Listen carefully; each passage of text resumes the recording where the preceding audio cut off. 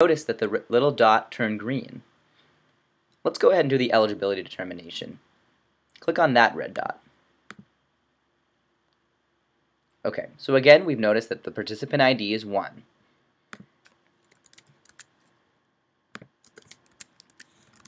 Please make sure to input the participant initials and year of birth correctly, because nothing will prompt you if you haven't done it correctly. Under inclusion criteria, if you hit no for one of the choices, another box comes up that says the patient fails to meet the inclusion criteria. Do not proceed to randomization, but do complete this form.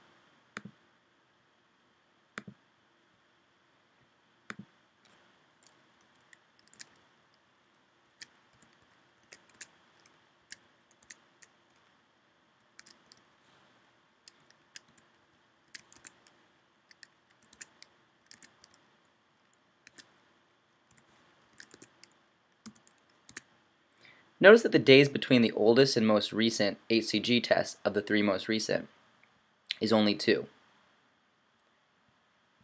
Again, this patient now fails to meet the inclusion criteria because the time elapsed between the oldest and most recent HCG test must be at least 4 days, and it must be less than 14 days. Let's imagine that this was a difference of 4 days. But let's imagine now that third HCG value dropped to 5.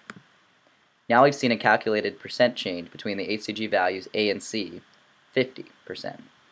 Notice that these two fields, the days between the oldest and most recent, and the calculated percent change, are automatically calculated. The second one is also calculated as an absolute value.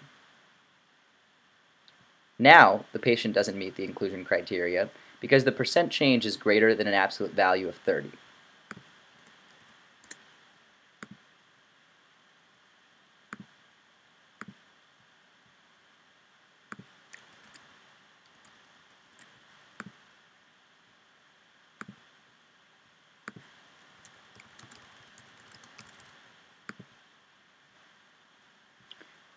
Now you're asked to categorize the above findings.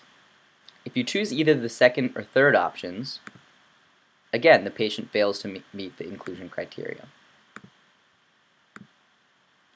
You're now asked to de-identify and upload the ultrasound findings to the file repository.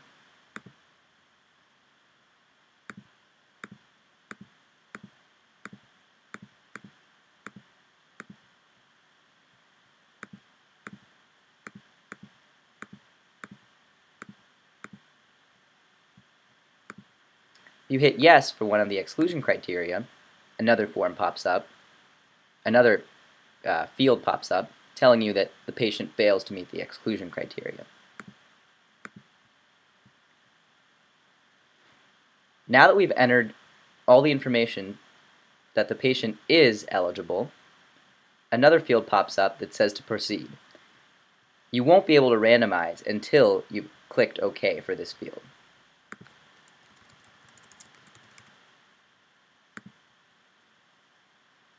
Before you do so, the investigator at your site must provide an electronic signature confirming that he or she has reviewed and agrees with the information stating that the patient is eligible.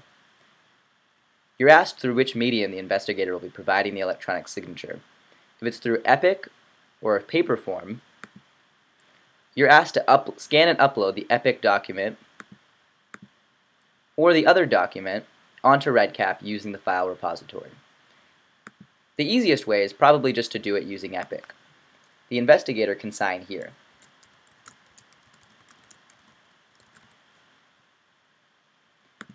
Let's assume that that was Dr. Barnhart entering his name after having reviewed the information. Again, remember to mark the form as complete and save the record.